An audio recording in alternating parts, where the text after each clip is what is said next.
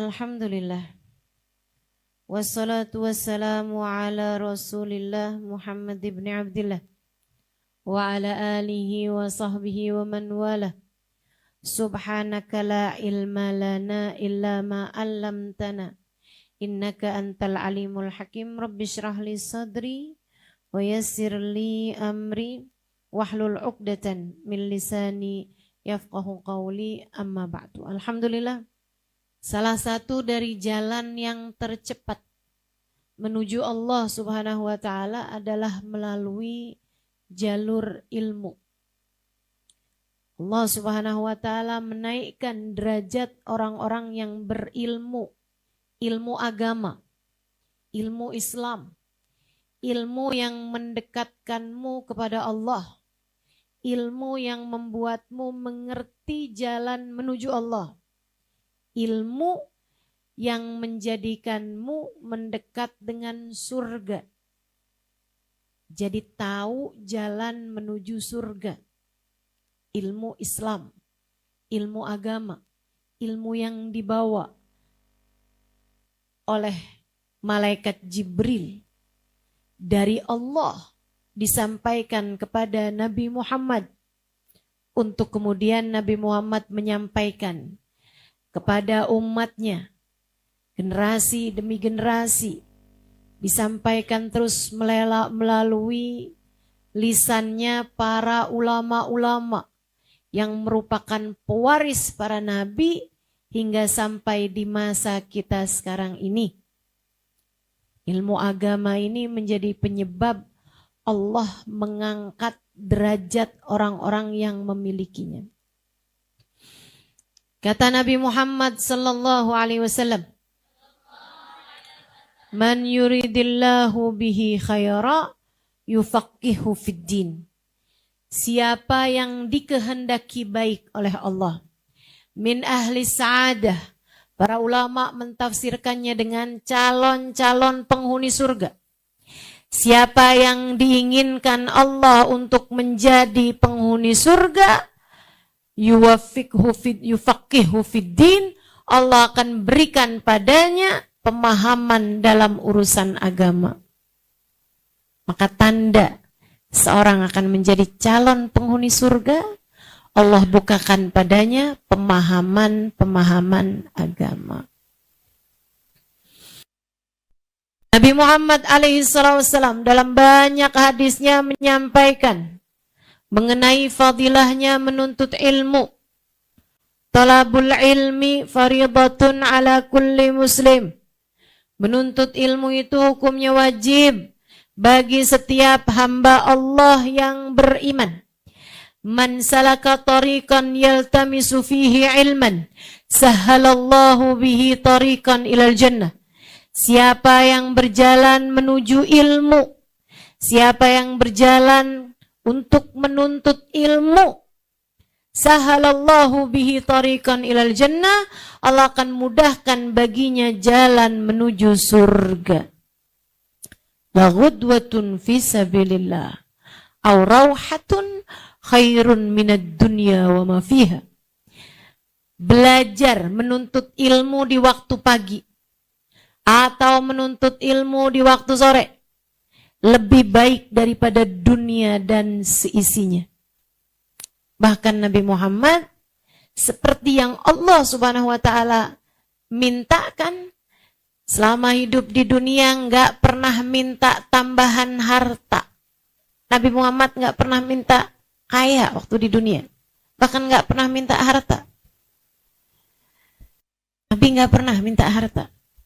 Nabi nggak pernah minta sama Allah, ya Allah, pengen istri ya Allah, nggak pernah.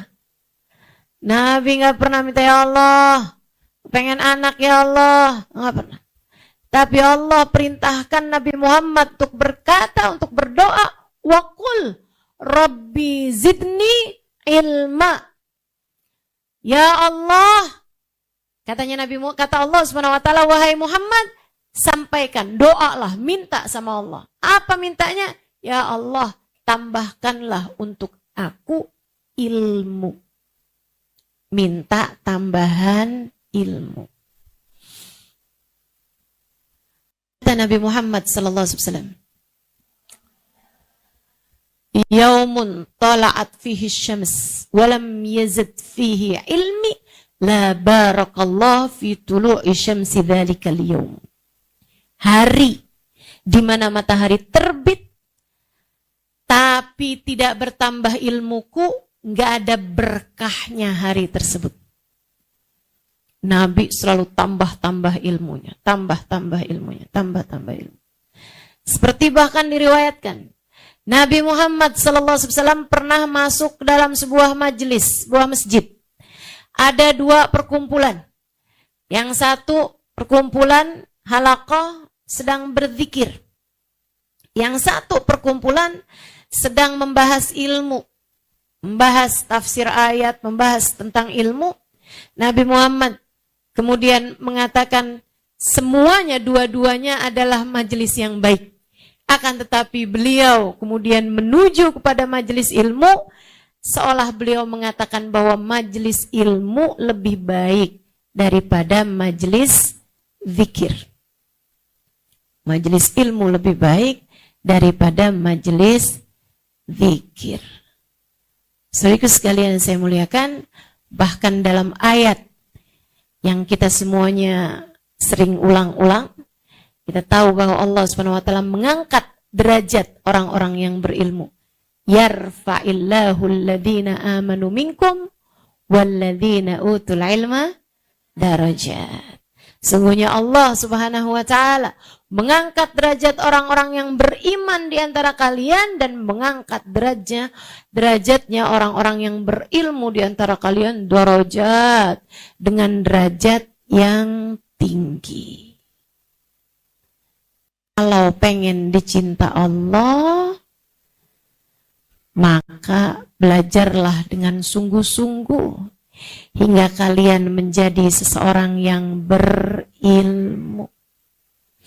Kalau pengen selamat hidupnya di akhirat, belajarlah dengan sungguh-sungguh hingga kalian menjadi orang-orang yang Allah selamatkan masuk surga tanpa hisab.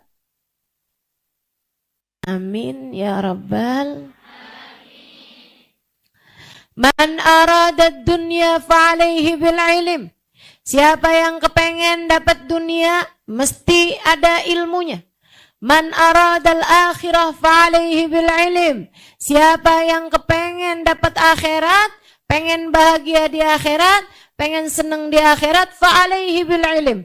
Itu juga bisa kamu dapat dengan ilmu, kata Nabi Muhammad. Wa man aradahuma fa'alaihi bil ilmi. Siapa yang kepengen dapat keduanya, senang dunia, senang akhirat, bahagia dunia, bahagia akhirat, maka fa'alaihi bil ilm, carilah ilmu.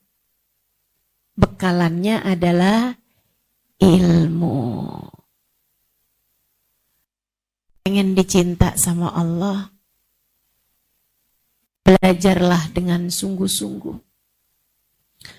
Sekali duduk majelisnya, sekali kamu duduk 1 jam misalnya gitu, dengerin ilmu, atau kamu memikirkan tentang ilmu, kamu mempelajari fikih, kamu mempelajari cara sholat yang benar, kamu mempelajari cara ibadah yang benar, atau bahkan ilmu alat sekalipun, kamu belajar bahasa Arab, belajar nahwu, belajar sharaf, belajar i'rab, dan seterusnya. Sekali dudukmu lebih baik daripada ibadah 60 tahun lamanya. Sekali duduk. Saudaraku sekalian saya muliakan, fi makna jihad fisabilillah. Punya nilai jihad fisabilillah. Sekali kamu belajar, itu kamu seolah sedang berjihad fisabilillah.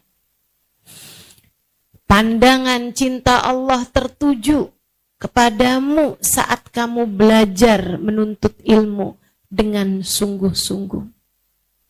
Guru saya Sayyidil Habib Umar bin Hafid mengatakan, gak ada orang yang lebih dibenci sama setan daripada orang yang sedang menuntut ilmu.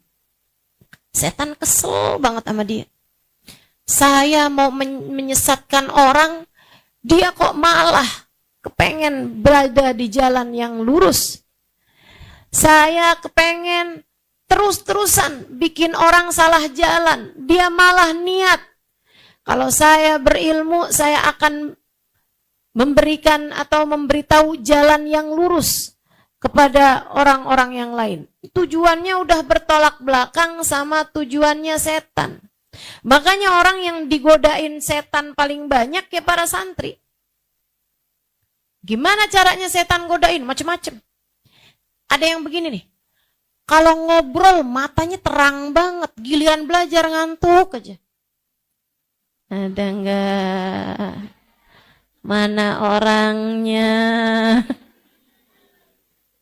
Saya katanya. Masya Allah dek. Kalau gilirannya tidur malah nggak gampang tidur. Giliran dengerin ustadznya, dengerin ustadzanya, matanya kayak lagi ditiup-tiup. Dan memang lagi ditiup-tiup itu, tapi yang niup setan. Ngantuk.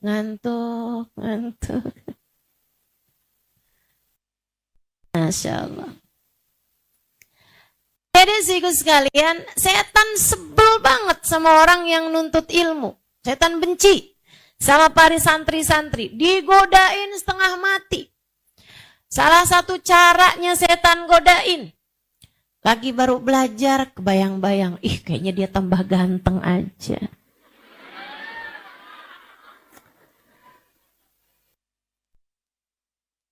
Kemarin tuh pas pulang ketemu. Kapan ya mau ketemu lagi? Lagi mau ngafal hadis bubar. Kenapa gitu? Setan itu tadi tuh. Diingat-ingatkan tentang hal-hal yang seharusnya tidak menjadi perhatianmu. Bukannya malah nulis pelajaran disampaikan gurunya, dia malah ngegambar. Matanya kayaknya kayak gini deh. Alisnya. Astagfirullah. Ada yang begitu? Mana orangnya?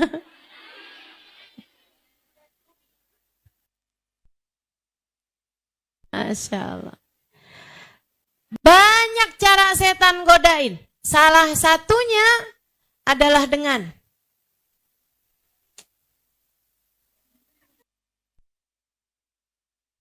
kepikiran sama yang di rumah, kangen sama ibunya, nangis-nangis gitu, keingetan sama adeknya. Padahal kalau di rumah, adeknya dia nggak terlalu peduli. Orang tuanya manggil bolak-balik dia nggak samperin. Ada tuh yang begitu. Mana orangnya? Yang sekarang ngaku semua nih. Giliran jauh aja sok-sokan kangen. Itu salah satu dari tipu dayanya setan kepadamu, Dek. Salah satu dari caranya setan untuk memalingkan hatimu. Saya pesantren 12 tahun. Di pondok-pondok pesantren yang berbeda-beda. 8 tahun di Indonesia, 4,5 tahun di Tarim, Hadramaut, Yaman. Biasa aja kali. 12 tahun. Saya pernah tanya sama umi saya, sebelum saya berangkat ke Hadramaut dulu. Saya bilang, Mi, saya ini kan mondok terus nih, Umi apa nggak pernah kangen? Enggak. Sedih banget saya dengernya. Umi beneran nggak pernah kangen, Mi? Enggak. Kok gitu? Sebab Umi tahu kamu lagi belajar di sana. Sebab Umi nggak mau nanti kalau Umi kangen sama kamu, kamunya jadi kepikiran. Nanti kamunya jadi sedih, kepengen ketemu Umi. Katanya kan perasaannya ibu sama perasaannya anak sambung. Umi nggak mau menghalangkan konsentrasi kamu untuk menuntut ilmu. Insya Allah. Tuh Umi saya tuh. Jagoan. Masya Allah. Tentu sebagai orang tua, beliau kangen sama anaknya. Adik-adik saudaraku sekalian yang saya muliakan, jadi setan paling benci, sebel sama orang-orang yang menuntut ilmu. Makanya dia berusaha untuk memalingkanmu dari ilmu tersebut, biar kamu tidak jadi hamba yang tercinta di sisi Allah, biar kamu tidak menjadi orang-orang yang memiliki ilmu yang benar. Karena orang tuh kalau berilmu susah digodain sama setannya, susah. Saudaraku sekalian yang saya muliakan, ada Sayyidina Syekh Abdul Qadir Al-Jailani. Ini diceritakan juga di dalam manaqib beliau. Manaqib Syekh Abdul Qadir Al-Jailani. Satu waktu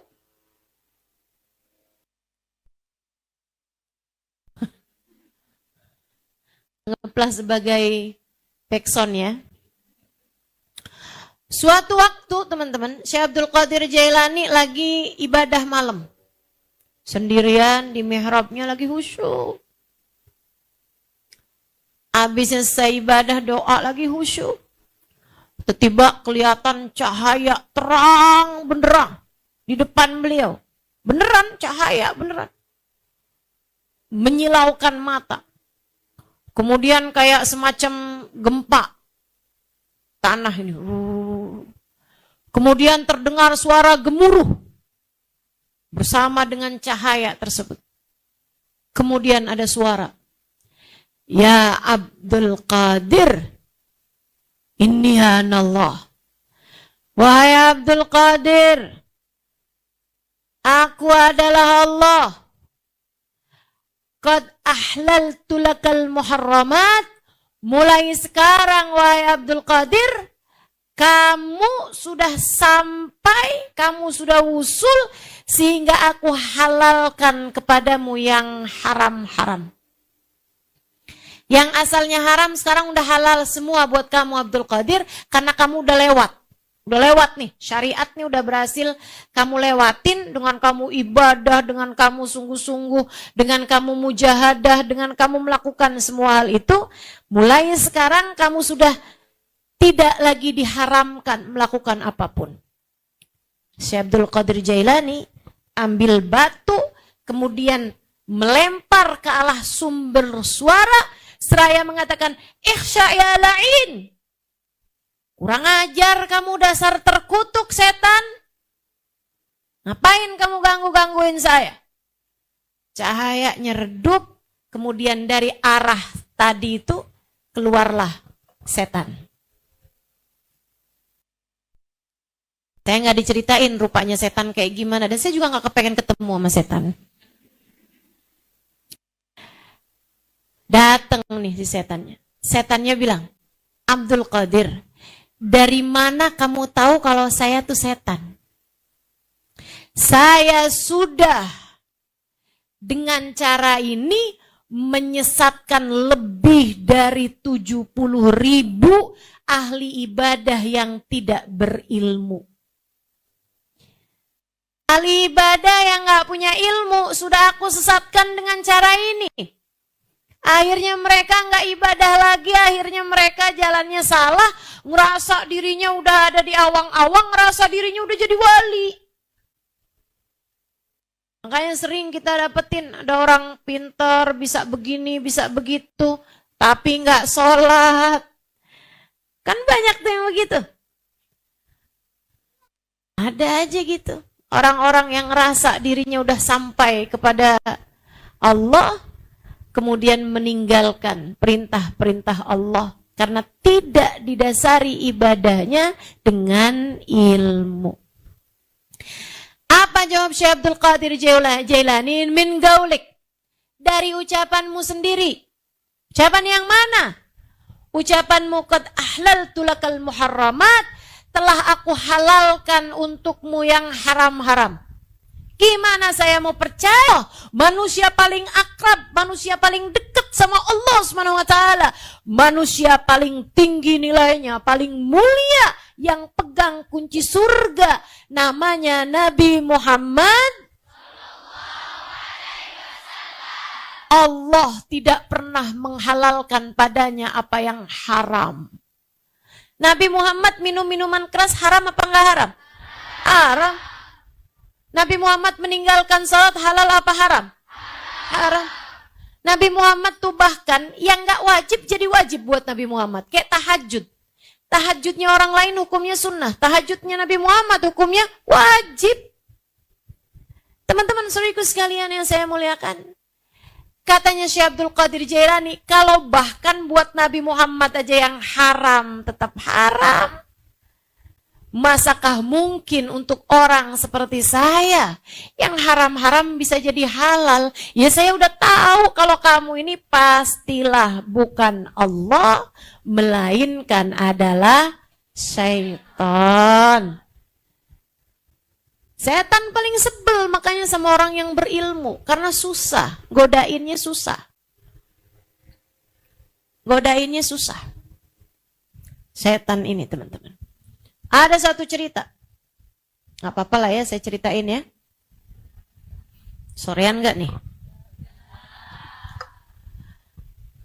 Ada ceritanya Sayyidina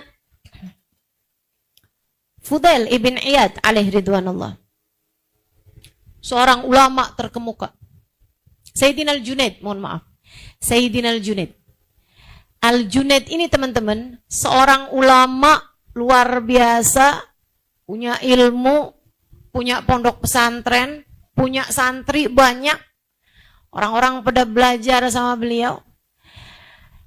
Itu Syekhul Junaid, Syekh Al-Junaid ini, setan-setan gak ada yang bisa deketin dia. Setan itu biasanya ngebisikin hati manusia. Tapi sama Syekh Al-Junaid, karena hatinya terbentengi dengan zikir, terbentengi dengan Quran, terbentengi dengan ilmu, terbentengi dengan cinta kepada Allah dan Rasulnya, sehingga hatinya nggak bisa dideketin sama setan. Setannya udah kalah kemana-mana, bahkan udah nyaris menyerah. Setannya. Ada hamba-hamba yang ilmunya luar biasa, hatinya luar biasa pegang Islam, itu memang sudah sampai di tingkatan di mana setan pun takut kepadanya. Sayyidina Umar bin Khattab salah satunya. Itu Nabi Muhammad mengatakan tentang Sayyidina Umar, "Idza salaka Umar fajjan salaka syaitan fajjan akhir." Kalau Umar mau nempuh jalan, setan tuh menempuh jalan yang lain biar nggak ketemuan sama Sayyidina Umar. Jadi bukannya Sayyidina Umar yang takut sama setan, malah setannya yang takut sama Sayyidina Umar.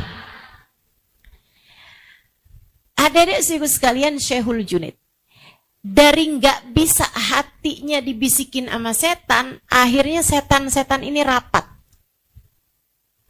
Rapat Dewan Persetanan Internasional. Ini salah satu cerita yang berulang kali saya dengar dari kajian Sayyidil Habib Umar bin Hafidz. Rapat tuh setan yang dikepalai oleh iblis. Tuanya setan kan iblis. Ini gimana nih cara ngadepin Junaid nih? Kok kayaknya nggak ada yang berhasil ini? Junaid nih kok susah banget nih datenginnya ini. Ada salah satu setan, ini kayaknya urusan saya ya Tuhan. Ah iya benar, ini kamu nih yang paling profesional. Ayo dah, godain Junaid. Kamu saya bebaskan dari semua tugas, tugas kamu hanya untuk mendekati Al-Junaid. Saudaraku sekalian yang saya muliakan, datanglah dia. Udah nggak bisa lagi berupa setan yang ngebisik-bisikin hati, dia nyamar jadi santri. Ayo nih, ada nggak nih? Ini orang semua nih kan? Sebelum saya lanjutkan, saya boleh minta yang bercadar buat buka? Boleh? Enggak, bukan saya curiga. Tapi ada sirun nadrah namanya, Dek. Orang kalau lagi menuntut ilmu tuh, sesama perempuan, kalau laki sama laki tuh ada rahasianya saling melihat dan dilihat. Itu ada berkahnya. Kami ini belajar di Tarim. Saya belajar di Tarim. Nah itu saya nggak mau depan guru saya pakai cadar. Walaupun muka saya lagi ada jerawat sekalipun. Atau lagi apa sekalipun, saya mau dilihat sama guru saya sebab ada sirnya. Memandang dan dipandang sama guru tuh punya fadilah yang jauh lebih besar. Jadi daripada kamu kehilangan fadilah tersebut, siapapun yang pakai cadar silahkan dilepas. Teman-teman saya sekalian, kembali kepada Syekhul Junaid. Jadi setannya nyamar. Jadi santri. Santri ini ketika belajar di pondok pesantren, ya ampun rajinnya luar biasa. Yang lain tuh ada yang rajin puasa, tapi nggak setiap hari juga dipuasain gitu. Si santri ini tiap hari puasa. Lah dia nggak ada yang godain? Dia kan setan. Kalau malam, yang lain-lain tuh kan waktunya belajar, ada waktunya gitu. Kalau dia nggak ada ngantuk-ngantuknya. Waduh, belajarnya rajin. Abis itu sholat malamnya kuat. Baca Qur'annya kuat. Ngafalinnya kuat. Sampai yang lain-lain tuh pada ngiri. Kok dia nggak pernah ada ngantuk-ngantuknya ya? Ih, hebat banget tuh, keren. Adik-adik kalau lagi belajar gitu sampai berjam-jam gitu ngantuk apa enggak, Dek? Kalian bukan setan. Setan yang bisa begitu. Enggak kayak ada ngantuknya. Sampai kemudian bertahun-tahun dia jadi santri, bertahun loh. Hebat banget enggak tuh? Pura-pura jadi santri sampai akhirnya dia pun bisa jadi salah satu pengurus. Kan santri lagi, jadi pengurus. Habis itu, sesudah bertahun ini, dia jadi pengurus berapa tahun gitu. Belum bisa deketin Al-Junaid. Belum bisa deketin Syekhnya. Satu waktu, salah satu dari ahli khidmah yang biasa berkhidmah kepada Syekhul Junaid, asistennya Syekh Junaid deh gitu, yang ngurusin segala macamnya tuh, khadimnya Syekh Junaid, yang bawain barangnya gitu ya, sendalnya atau apanya kalau beliau bepergian, yang nemenin beliau, yang nyuguhin makannya, minumnya apa, semua gitu. Orang sangat deketnya Syekhul Junaid itu pulang kampung nikah. Jadi nggak lagi pesantren di situ. Akhirnya para guru-guru itu pada rapat gitu, siapa nih yang bisa gantiin dia, nyari yang sabar, nyari yang benar, nyari yang lurus gitu. Oh nggak lain, nggak bukan dia nih, santri ini nih pinter banget nih, kagak ada capek-capeknya. Pengurus ini nih si setan. Jadilah dia jadi asistennya atau jadi orang yang khidmah kepada Al-Junaid. Belum bisa bisikin apa-apa, belum bisa merayu apa-apa, bertahun-tahun. Makanya adik-adik sekalian, nih ya, kalau ada hal yang bisa kamu contoh dari setan, contohlah keistiqomahan. Atau tepatnya profesionalisme. Profesional banget tuh setan itu. Orangnya itu, bukan orang ya, setan itu makhluknya itu tuh konsisten gitu. Sama apa yang dia jadi tujuannya dia tuh, waduh bener banget tuh, konsisten. Kita mesti, kalau ada yang kita mau ambil dari setan nih, jadilah seperti setan kegigihannya. Jadilah seperti setan, konsistennya. Adik-adik sekalian, dia pun khidmah sama Syekhul Junaid.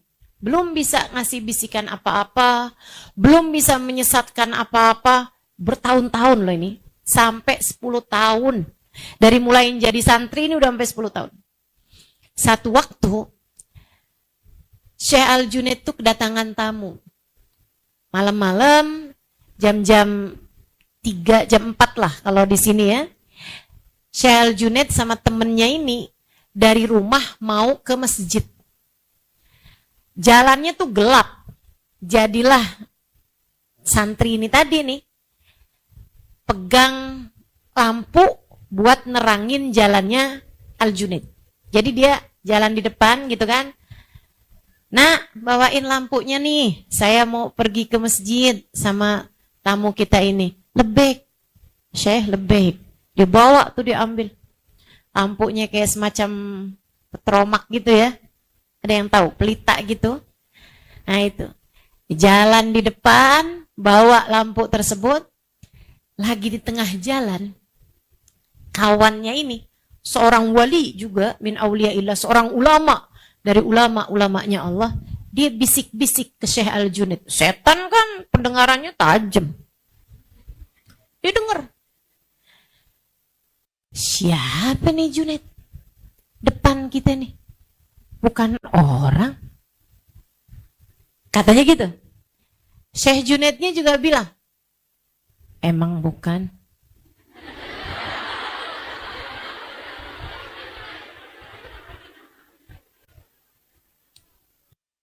Terus siapa? Tebak siapa? Terus dia bilang, malaikat bukan. Emang bukan. Jin juga bukan. Emang bukan. Setan ya. Katanya Syekh Al-Junaid, biarin aja.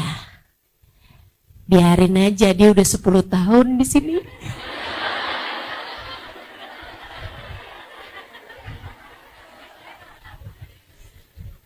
Syekhul Junaid tahu, teman-teman. Kesel kan nih si setan depannya nih. Akhirnya dia langsung lemparin lampu itu ke arah semak-semak ya, bukan ke arahnya Syekh Junaid. Kemudian dia bilang, dasar emang kurang ajar kamu nih Junaid. Saya udah ngabisin waktu 10 tahun mau godain kamu gak bisa-bisa. Saya gak pernah lihat orang lebih kuat imannya daripada kamu Junaid. Katanya gitu. Katanya Syekh Junaid, emang iya kagak juga. Apaan saya ini? Saya bukan apa-apa. Saya hanyalah hambanya yang jika dia ingin mencabut iman di hati saya, dia dapat melakukannya dengan sangat mudah. Semoga Allah tetapkan iman Islam saya, kata Junaid. Jadi rupanya si setan ini paling akhir dia berusaha buat masukin sedikit ujub di hatinya Al-Junaid dengan mengatakan bahwa kamu gak pernah saya lihat ada orang lebih kuat imannya daripada kamu Junaid. Itu kan ucapan mengandung ujub kalau dia percaya. Tapi segitunya Syekh Al-Junaid berhasil untuk melawannya dengan mengatakan, enggak, saya enggak ada apa-apanya. Iman saya enggak ada apa-apanya. Ini hanyalah karunia dari Allah SWT kepada saya. Kalau Allah mau cabut iman saya enggak akan pernah bisa untuk mempertahankannya. Hamba Allah nggak gampang percaya sama setan. Kalau kita kan baru dibilang yang nggak capek nih, nggak usah tahajud. Iya emang bener. Ngantuk banget, ya nggak usah tahajud deh malam ini. Udah nggak usah tahajud.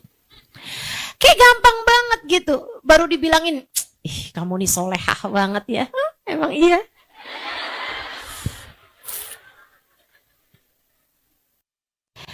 Begitu mudah kita percaya sama bisikannya setan.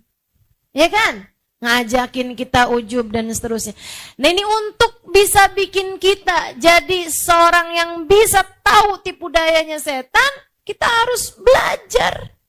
Ulama-ulama itu sangat sulit untuk diperdaya oleh setan. Adik-adik saudaraku sekalian saya muliakan, dibenci sama setan, diridhoi Allah Subhanahu wa taala. Siapa? Orang-orang yang berilmu. Disayang sama Nabi Muhammad. Dicinta sama Nabi Muhammad. Nabi cintanya kepada umatnya yang berilmu luar biasa. Gimana enggak? Mereka melanjutkan apa yang dilakukan oleh Nabi Muhammad. Nabi waktu hidupnya mengajar, dia pun dalam hidupnya mengajar. Nabi dalam hidupnya menyampaikan Al-Quran, dia pun dalam hidupnya menyampaikan Al-Quran. Ada sedikit sekalian, ahli ibadah kalah kemana-mana dicintanya oleh Nabi Muhammad dibandingkan dengan orang-orang yang berilmu. Kata Nabi Muhammad sallallahu alaihi wasallam kepada Sayyidina Ali bin Abi Thalib, la nahdaita rajulan ilal Islam ahabba ilayya min humrin na'am. Wahai Ali, kamu menghadiahi aku satu hati, satu orang yang asalnya nggak ngerti Islam, yang asalnya ninggal sholat, yang asalnya nggak bakti sama orang tua, yang asalnya nggak tahu tata cara menjalani agama Islam, yang hatinya asalnya nggak punya rasa cinta kepada Allah dan Rasulnya, kamu menjadi sebab dia kembali ke jalan Allah. Kamu menjadi sebab dia mengerti caranya sholat, menjalaninya dengan sungguh-sungguh. Kamu menjadi sebab orang asalnya durhaka kemudian jadi berbakti sama orang tuanya. Orang yang asalnya meninggalkan agama jadi mendekat kepada agamanya. Hati yang asalnya hanya cinta kepada dunia menjadi cinta kepada Allah dan Rasulnya. Kamu menjadi penyebabnya karena kamu menyampaikan kepada dia, dia kemudian kembali kepada Allah. Kata Nabi Muhammad, kamu menghadiahi saya satu orang aja yang seperti itu, lebih aku sukai daripada kamu menghadiahi aku sepenuh bumi ini kuda-kuda perang berwarna merah. Itu paling mahal. Kalau perang tuh paling diharapkan adalah harta rampasan perang. Harta rampasan perang paling bergengsi, paling mahal, kuda-kuda perang. Kuda-kuda perang yang paling mahal adalah yang warnanya hitam. Kalau kena cahaya matahari itu kelihatan hitam kemerah-merahan. Kayak warnanya marun gitu berkilat. Itu tuh yang harganya paling mahal. Kata Nabi Muhammad SAW ketika melepas Sayyidina Ali ke perang Khaybar. Kata Nabi Muhammad SAW, Ali, kamu menjadi penyebab hidayah seseorang lebih aku sukai daripada kamu menghadiahi aku sepenuh bumi ini kuda-kuda perang yang berwarna merah. Humrin na'am. Masya Allah. Sejak itu Sayyidina Ali kemudian jadi menyibukkan dirinya dengan ilmu sampai menjadi seseorang yang paling berilmu, yang katanya Nabi Muhammad sallallahu alaihi wasallam, ana madinatul ilmi wa aliyun babuha. Aku adalah kota ilmu, sementara Ali bin Abi Thalib adalah pintunya. Saudara sekalian, dari kalangan perempuan di zamannya Nabi Muhammad, Nabi paling sayang, paling cinta sesudah wafatnya Sayyidah Khadijah tentu saja di masa Madinah, Nabi paling cinta sama seorang perempuan bernama Aisyah binti Abi Bakar, Sayyidah Aisyah radhiyallahu taala anhu ardhaha. Kenapa Nabi paling sayang sama Sayyidah Aisyah?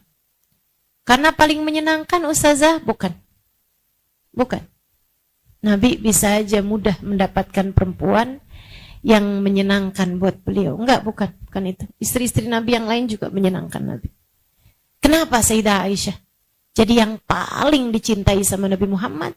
Adalah karena Sayyidah Aisyah perempuan yang berilmu.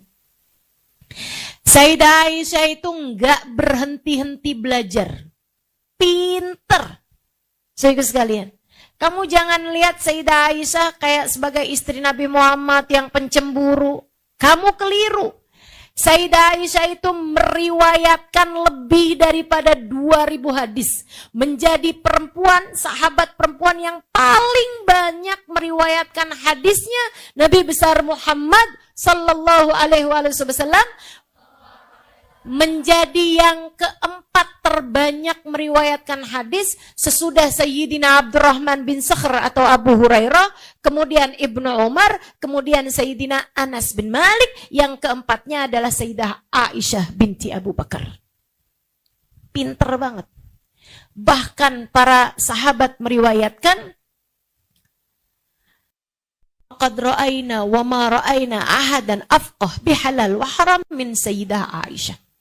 Kami udah lihat nih di antara kami.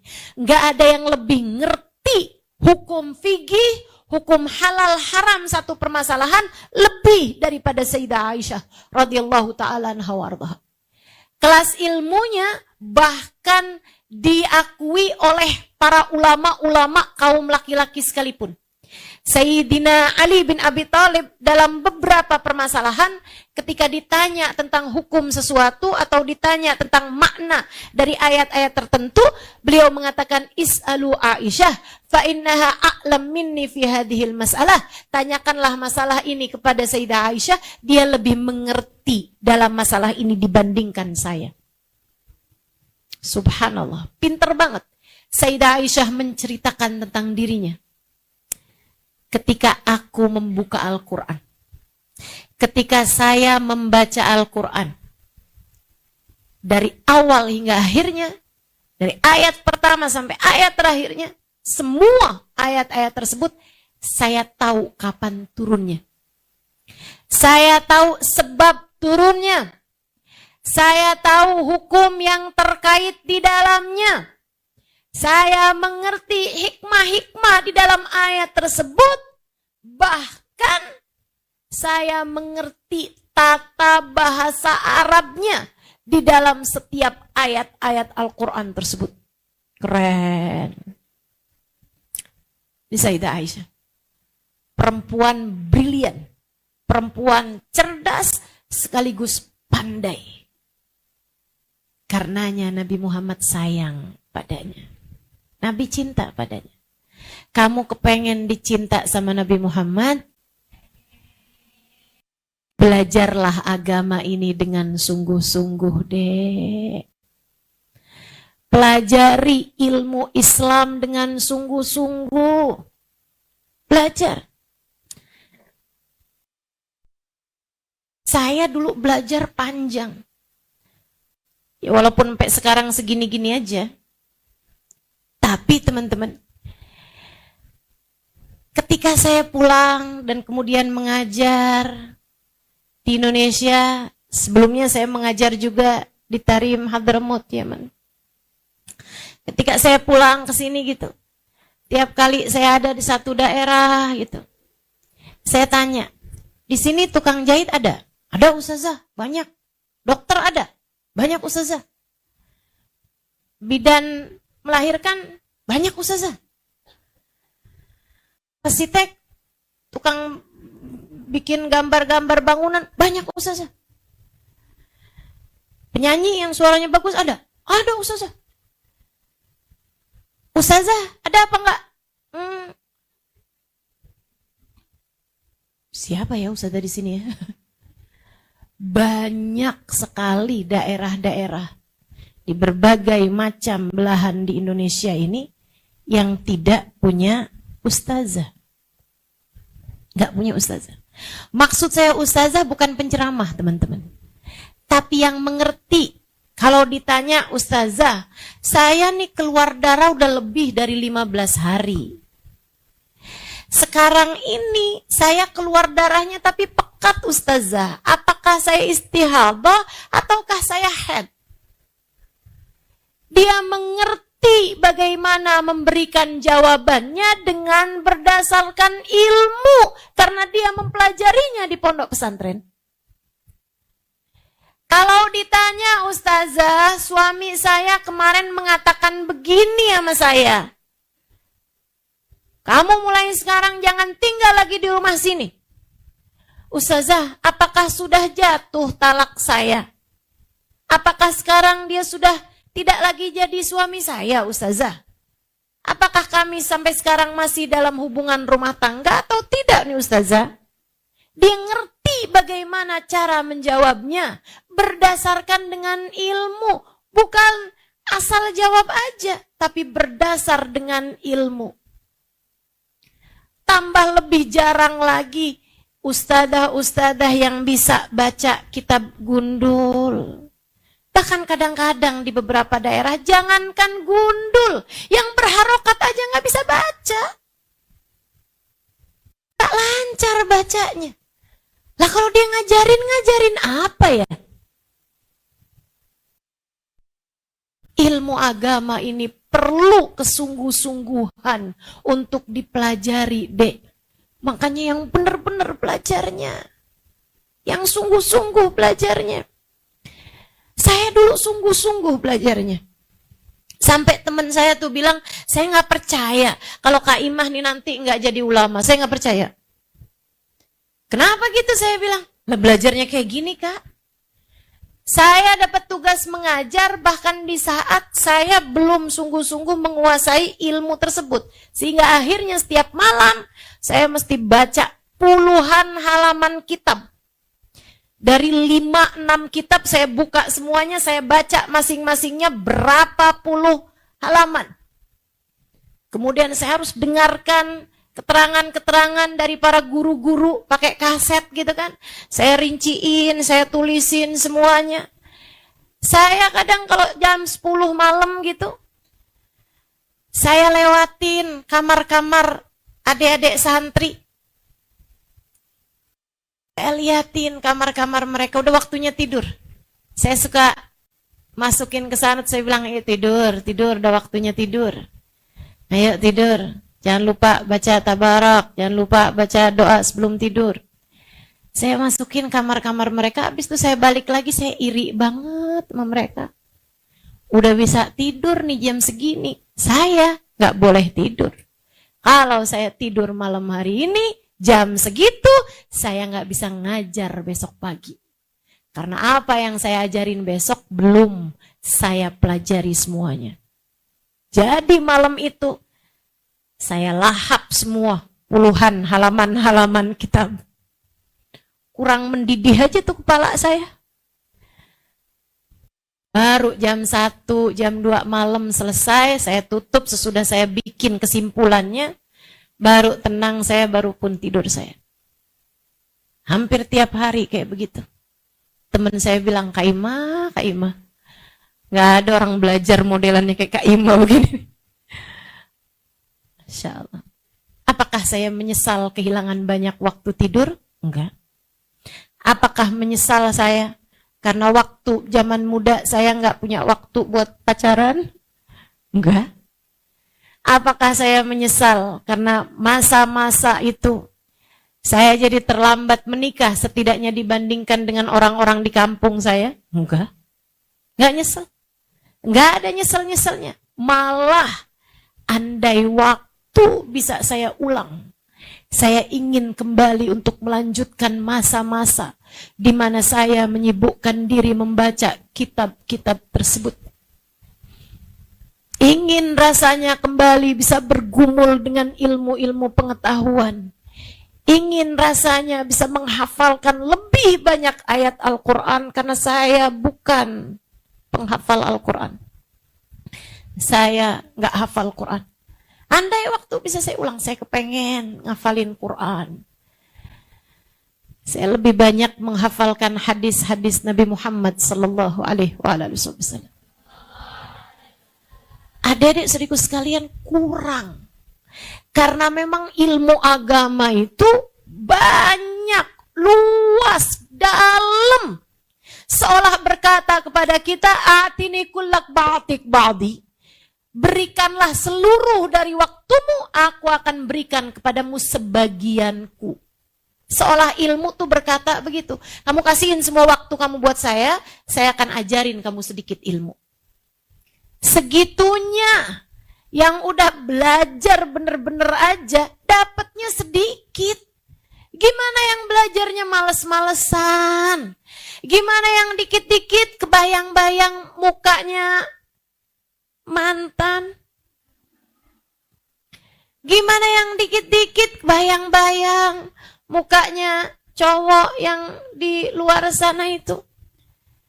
Sulit adik-adik saudaraku sekalian. Saya memintamu untuk bersungguh-sungguh belajar ilmu agama. Gak akan nyesel.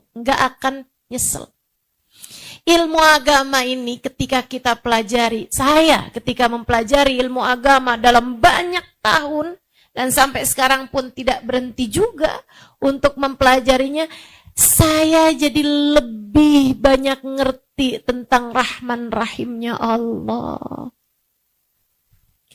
Saya jadi banyak ngerti tentang keindahan Nabi Muhammad.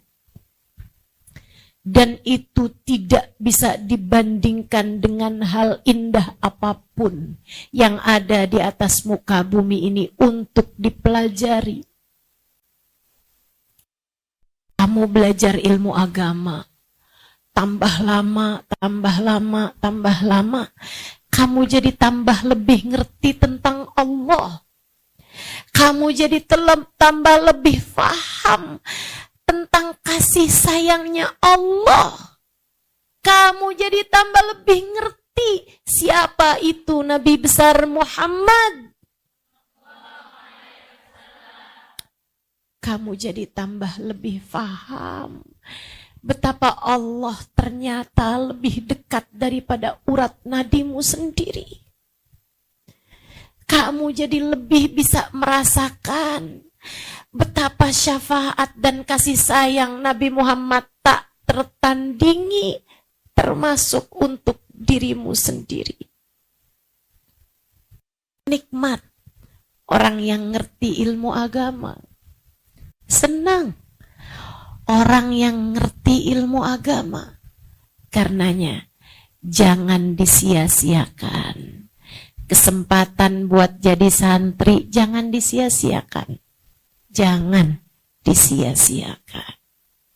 Pengen dicinta Allah, pengen dicinta Rasulullah. Kamu dengan menjadi santri sudah berada di jalan yang tepat. Masalahnya, berusahalah dengan sungguh-sungguh mempelajari ilmu agama. Dedek-saudariku sekalian, selebihnya kalau kamu udah ngerti, ini dia nih yang harus saya tempuh buat jadi orang dicinta sama Allah, dicinta sama Rasulullah, jalan hidupnya bagus, bener, ampentar. Semoga di akhirat bisa berada di belakang Nabi besar Muhammad. Semoga di hari akhirat kita dipertemukan dengan orang-orang saleh, dengan wanita-wanita salehah.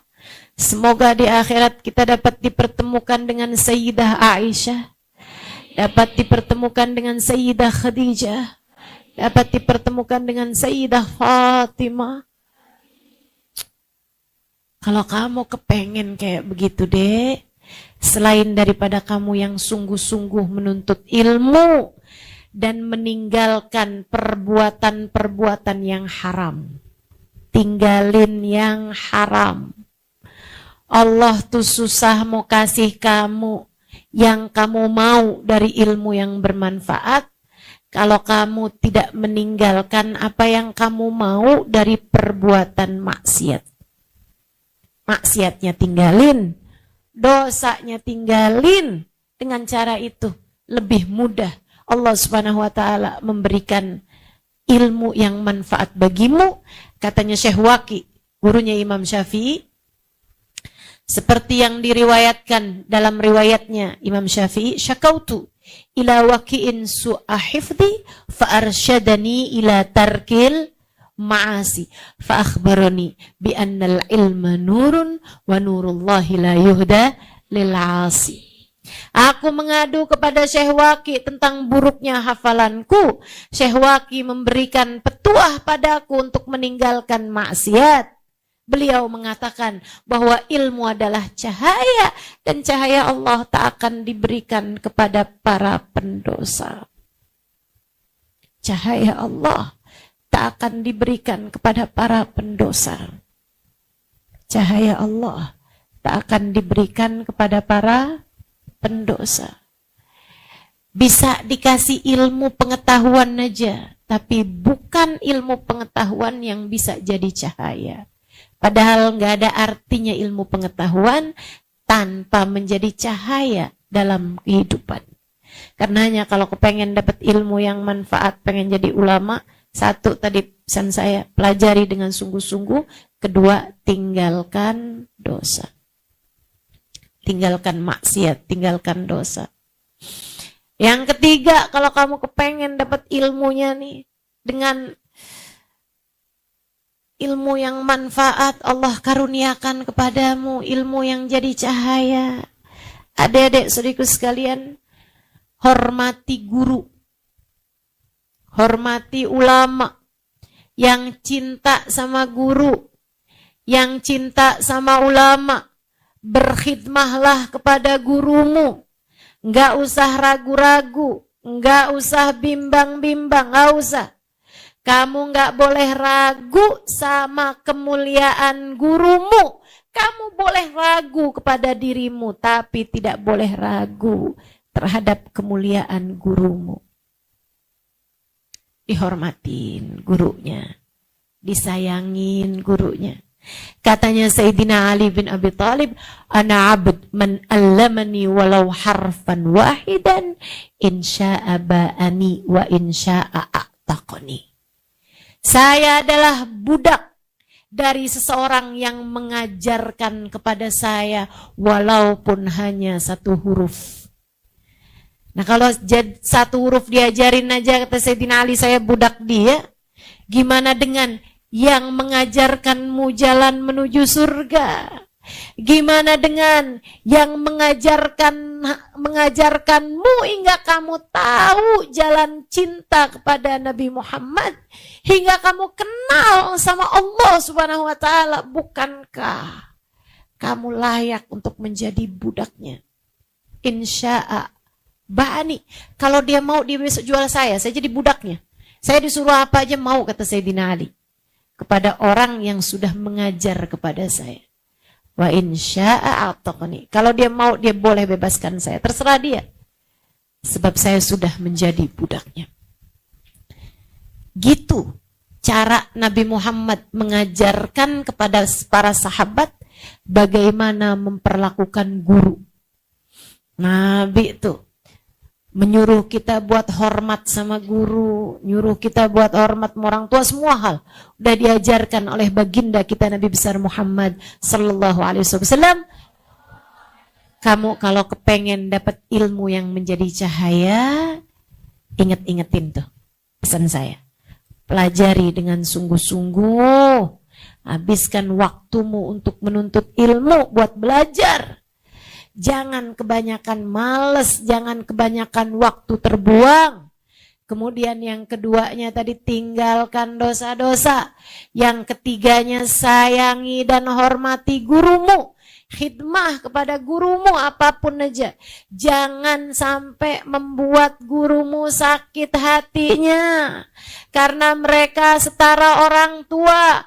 Sakit hati mereka kepadamu dapat menjadi penyebab Allah murka padamu. Hati-hati deh, hati-hati. Hati-hati. Sama guru yang benar. Yang terakhir, sayangi teman-temanmu. Jadi orang yang baik sama semua orang. Kalau kamu punya hati yang baik sama siapapun, ilmunya gampang nempel. Ilmunya gampang manfaat. Ya, ini sekedar cerita aja. Gak akan sebut nama dan adik-adik juga gak akan tahu. Gak ada yang kenal, gak ada yang kenal. Semua di dunia ini gak ada yang tahu siapa yang saya maksud. Dulu waktu saya mondok di Dalwa, Darul Quwat Dakwah, saya mondok di sana 5 tahun. Ada satu orang galak banget, kakak kelas. Galak banget. Pokoknya kalau ada anak melanggar tuh nggak pakai belas kasih gitu. Dia emang rajin orangnya. Rajin dan pinter juga. Tapi nggak punya kasih sayang gitu. Kayak seneng banget kalau ada orang lain bikin salah.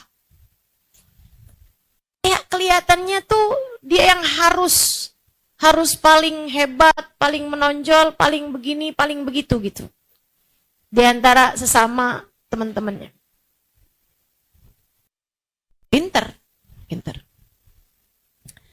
Satu waktu saya ada dakwah ke daerah yang dia itu berasal dari sana. Saya kemudian ketemu sama ada beberapa orang yang kenal gitu sama dia.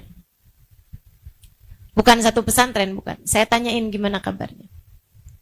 Ternyata keadaannya sekarang sudah lepas jilbab, udah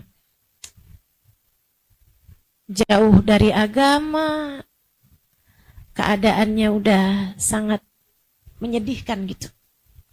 Dia habis cerai sama suaminya, kemudian pakai bajunya terbuka gitu. Saya lihatnya saya dengar itu jadi kebayang-bayang saat dia dulu lagi ada di pondok pesantren. Ternyata pinter aja nggak cukup. Ternyata rajin ibadah nggak cukup. Dek, kamu harus punya kebaikan hati. Pengen ilmu yang manfaat, harus punya kebaikan hati. Yang baik sama temen. Kalau ada yang lagi susah, bantuin. Kalau ada yang lagi gak punya uang dan kamu punya lebih, kasih. Yang dermawan gitu. Kalau kamu baru dapat kiriman, ada makanan-makanan, jangan kemudian kamu kekepin. Kamu dekap makananmu, seraya mengatakan I love you. Gak mau kamu bagi sama siapa-siapa. Jangan. Yang sedikit jadi berkah kalau kamu bagi-bagi sama orang lain. Gak apa-apa, gak usah takut. Nanti kalau saya bagi sama dia, saya jadi gak punya uang. Enggak, gak gitu. Konsepnya gak gitu. Yang baik sama teman-temanmu, yang baik sama orang-orang di sekeliling kamu, teman kelas, teman kamar, semua. Jadilah orang yang menebar kebaikan. Jadi orang yang menebar kebaikan. Dengan cara itu, kamu akan dapat ilmu yang manfaat. 4 hal itu, insya Allah. Pegang terus. 1, belajar dengan sungguh-sungguh. Jangan buang waktu untuk hal-hal yang gak perlu. Yang kedua, tinggalkan perbuatan dosa dan maksiat. Sebab Allah akan menjadikanmu yang Allah mau jika kamu meninggalkan apa yang kamu mau. Sebab ilmu cahaya tak akan Allah berikan kepada para pendosa. Kemudian yang ketiga tadi apa? Hormati guru. Yang sayang sama guru, berkhidmah pada guru. Yang terakhir apa tadi? Sayangi temanmu, tebarkan kebaikan kepada siapapun, miliki hati yang bersih. Insya Allah. Selebihnya kita baca suratul Fatihah. Kita minta pada Allah Subhanahu wa taala, semoga Allah jadikan kita hamba-hamba yang mulia di sisinya. Hamba yang punya ilmu yang bermanfaat. Hamba yang selamat dunia hingga akhirat.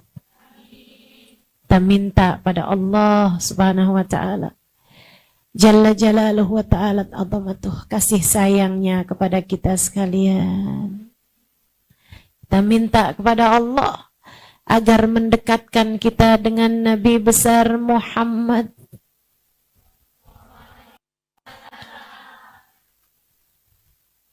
Saya sungguh-sungguh minta kepada Allah, semoga Allah mendekatkan kalian semua dengan Nabi besar Muhammad.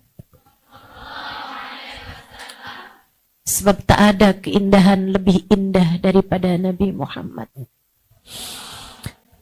Kita baca suratul Fatihah, kita minta semoga Allah berkenan mengampuni dosa-dosa kita, menutupi aib-aib kita, memaafkan segala kesalahan-kesalahan kita.